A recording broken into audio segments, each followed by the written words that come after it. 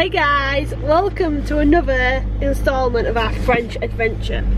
So we're going to start off with a snow report, which is obviously really important, and it's pretty it rained for 3 days. It rained for 3 days, 4 days, 3 days earlier in the week, and the snow, if you saw our drone footage last video, you can now see this is the nursery slope. So that's the magic carpet, and you can literally see there's nothing left.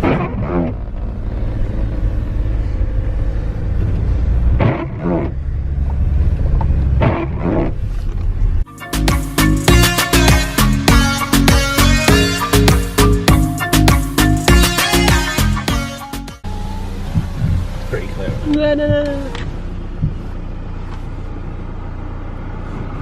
Clear.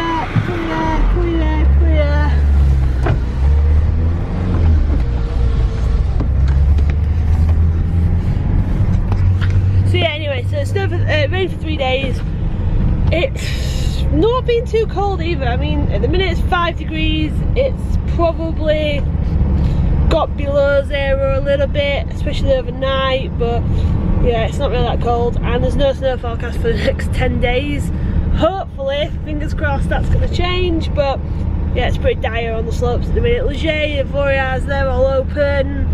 When I say all open, they're partially open with enough snow to ski and snowboard on, but yeah, it's not great, guys. It's a pretty disappointing Christmas for most people, but we're still having fun. We've got our winter here, so we're not too fussed right now.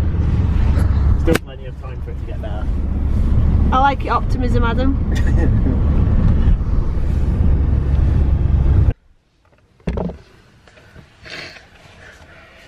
Cool, guys. So, because we can't go riding, because like I said, the snow's pretty crap, we decided to do a video and tell you how we got our van ready and prepped for the winter. So obviously in England the winters aren't really that bad, but obviously in the French Alps the winters are much different, so we wanted to get our van ready and our kit ready to make sure it was going to be okay, basically. Hopefully a bit more snowy than it has been in the French Alps. Well, yeah, fingers crossed. It'll come. So the first thing we needed to do when we was back in England was get some winter tyres fitted on the van. Now, the main thing with the tyres, what was the symbol I had to have? The 3 peaks snowflake symbol, so it's like 3 little mountains, and then inside that's a snowflake, and that means that they've just been tested to like a certain standard of grip in the snow. So yeah, logo that they need to have. Really, they're really important. You need to come out here with those tyres on. So we got them fitted back in England. We got 4 tyres, and we also got our spare done as well, just to be on the safe side. And then with your winter tyres, you then need to buy or bring with you some snow chains or snow socks. They're a requirement for the Alpine regions. Yeah, they're actually a legal requirement, aren't they? And there's like certain areas where you have to pull in to put your snow chains on if the weather's that bad. So yeah, you've got 2 different ones. You've got socks, which look like this, and they're literally just like a sock that you pull over the tyre, and that helps you to get a bit more grip in the snow. These are really good, a lot easier to put on than chains, but they're not as bulky and heavy and stuff either. Yeah, they're a lot lighter. They're not that good in like ice, or if you then end up driving onto a bit of gravel or something, they rip quite easily. So although they are good and they do cover you that legal requirement if you're going to be out here a long time. Yeah, snow chains or socks you only want to use if you've got snow. If you drive them on like the tarmac where there's no snow, you're going to wreck both of them. Yeah. Otherwise, you've got these things which are your chains, so they look like this. Bit heavier. A lot bulkier. As you may have noticed by Shark's grunting. Yeah, they look like this.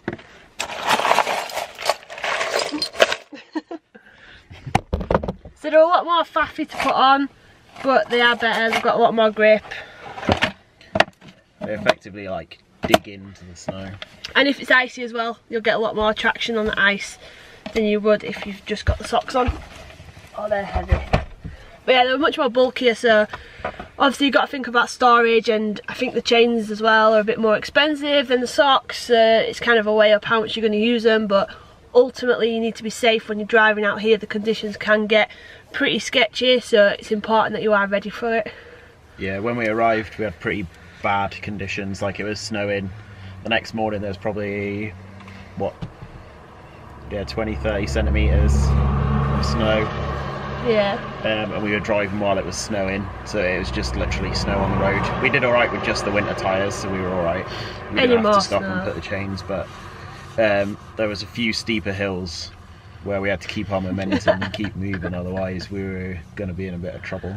Yeah, it's not ideal. Cool, so the other thing that's super important, if whether you're living in the van or whether you just got the van with you, is keeping the moisture quite low. Obviously what you don't want to happen is loads of moisture in the van, and then you go to sleep, the temperature drops overnight, and you wake up and the inside of your windows and windscreen and all the rest of it are frozen solid. So we've got a couple of different ways that we try to keep the moisture down. So we have the dehumidifier in the front, I'll say that in a second, but dehumidifier, and that just sucks. Kind of pulls the moisture out. Yeah, and it goes into, like, pulls it out through this thing, and you just empty it out of the bottom of the... Yeah, like attaches to like a disc, and then drips down off the disc, the moisture that's stuck to the disc, and then you empty like that container away. So this is what the dehumidifier looks like. So this is where the water goes. Do you want to show, open up the top bit, show us in there. What does that do, Ad? The disc? Yeah. It just like pulls moisture out of the air, so the moisture in the air sticks to that and then drips through into the... So yeah, so that lives in the front of the van, usually on the passenger seat floor. Yes, that's pretty good. The main way. The second way is, as well, is any wet clothes we have. The other thing, while Shark's getting that out, the other thing with the dehumidifier is that we found is if it gets really cold and goes below 0, it doesn't work great because it starts to freeze. So although the water's on there, it just freezes the whole disc. So it finds it a lot harder to pull the moisture out. Yeah, so just be aware of that. So if it's warmer in the car, it works a lot better than when it's cold. And then we try and keep as many of our wet clothes as possible in a dry bag. So we've got a couple of different size dry bags. This is the bigger one, and then we've got a smaller one as well. But we try and keep, if we have got wet clothes that we're struggling to dry, we try and keep them in the dry bag. Just try and lock the moisture in there rather than it evaporating all over into the van. This worked pretty well when we were up in Scotland, and we had the wet towels and the bikinis and stuff from the lake. So yeah, we always keep a couple of dry bags in the van now, just in case. And then the main thing that is a saving grace this winter is the diesel heater. So it's super warm, and if I show you, so you can see we've got a diesel tank there, which is the white one, and then that little thing there sticking out, that's where the heat comes out of, and the whole unit is just bolted and fitted underneath the driver's seat. The exhaust comes out underneath the driver's seat. Well, underneath the driver's car, like under the car by the driver's door. I'm having trouble with my tripod here, Ad. Can I just point out that these Gorilla Pods are absolute crap? Cut my head off. If anybody wants to send me a new Gorilla Pod, that would be great, because mine's absolutely dead. But anyway, yeah, so diesel heat is really cool. We clip it on as soon as we come in, and it takes about 10 minutes, 5 minutes? Yeah, probably 5. Five Between minutes? 5 and 10 minutes to prime up. And you can hear it, and it goes like, comes on and off. It's like goes through like a start-up sequence, and then it starts pumping out the hot air, and it gets really warm. I mean, we've got a fat... Well, 4 kilowatt I think it is, but I think it's more like a 5 kilowatt. Yeah, so we've got a 5 kilowatt one. I'll be honest, we probably could have got away with the 2 because it's quite a small area. The van gets red hot. We have it on for like 10 full minutes, and that's the van nice and toasty warm, isn't it? We can switch it off. The main thing for the diesel heater is make sure that you let it go through its sequence. So you've got to let it go through its full startup sequence and let it go through its full shutdown sequence. So when you click it off, it kind of goes off and it powers back up and it goes off, and that's it, like going through its sequence. And sequence just gets rid of all the fuel at the end and stuff, so that it doesn't flood when it tries to start the next time and stuff like that, and burns off all the fuel, so you don't get hopefully as much coking up and stuff inside the unit. Which is the main problem, I think, with these units, isn't it? With the Chinese ones, yeah. Yeah, because we got a Chinese one, if anybody asks. We didn't spend the best part of £1,000 on getting a branded one. We did go for the Chinese one, and it's, to be fair, we've had no problems at all with it so far. Touch wood, it's been good. But yeah, and then the final thing, and kind of with the diesel heater as well, is the diesel out in the Alps. Well, definitely out in the Alps. I don't know about other places, but I assume it would be the same. It has basically like an antifreeze additive in the diesel, so the diesel can go down something like -30, I think they were saying. Yeah, because diesel freezes. Diesel will actually freeze, whereas petrol's got quite a really low freezing point. Diesel will start to freeze in like around -10, I think, and over that it will start to freeze. So it's got an additive in, like an antifreeze additive that stops it freezing.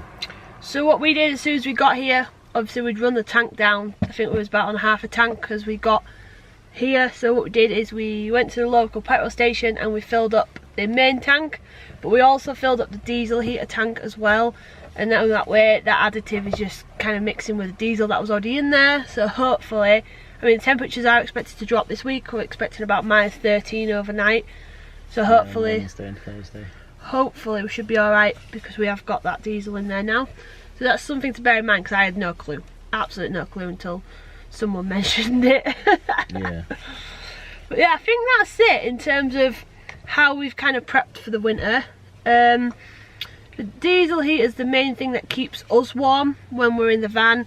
Yeah, it helps with the humidity, obviously, because humidity is caused by moisture in the air, and then the warmer the air, the more water the air can hold. So by increasing the temperature inside the van, it's able to hold more moisture, so it stops it condensating on the windows and panels and stuff. And then obviously the dehumidifier, like we said, and keeping moisture out of the air if we can, by not cooking as much and keeping our wet stuff in a bag, dry bag. So that's the main things we've used, isn't it? But like otherwise, lots of layers. Get lots of layers. The best thing I actually have in this van, I'll show you, is this thing. Primark Special. Primark Special. It's literally a puffer jacket in a bag, but I always keep it in the van. I don't wear it. I mean, I've not worn it once yet, but what I like to do is I cannot stand being cold. Anybody who knows me knows that the minute it gets like 15 degrees, I am cold. I don't know how I've lived in England all my life. So yeah, so I got this from Primark, and it's super compact. It's got a puffer jacket in there, so I always keep it in the van as like an emergency layer if I ever get cold when I'm in here, or if we're going out hiking or whatever and I need an extra layer. I know I've always got an extra one in here that I can just chuck on over what I've already got. It's quite a big size. I think I bought a men's large or something like that, so it's not too tight, but I can just use it as an extra layer to keep me nice and warm. And fluffy socks.